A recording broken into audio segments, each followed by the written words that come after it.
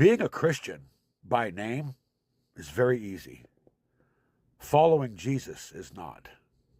Anyone can say, I believe, but belief alone is not the same thing as following. Jesus never said, just agree with me. He said, follow me. Now, Scripture tells us that you believe that there is one God, you do well. Even the demons believe, and they tremble. So, belief by itself doesn't change your life, but following Jesus does. Following shows up in how we live, how we speak, and how we treat people, and the choices that we make when nobody's watching. That's following. Jesus said, because narrow is the gate, and difficult is the way which leads to life, and there are few who find it. That's uncomfortable. But following Jesus isn't just going to church. It isn't just wearing a cross around your neck. It's walking.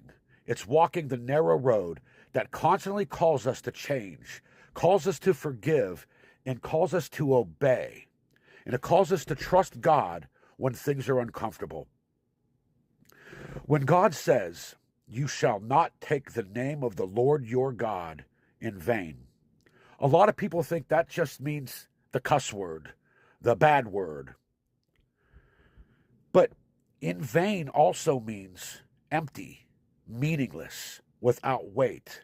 So if I carry his name, but my life doesn't reflect his ways, am I making his name meaningless? Are we making his name meaningless? Not by mouth, but by our lifestyle. Jesus said, if anyone desires to come after me, let him deny himself, take up his cross daily, and follow me. Not wear the cross, but bear the cross. Deny ourselves, lay down the pride, lay down the excuses, lay down the right to live however we want. That's not religion, that's relationship. And I'm not saying this to point the fingers at anyone else. I say this because these are things that God has had to deal with me on more than one occasion. Times where my mouth say one thing, but my life wasn't lining up with it. So this isn't condemnation.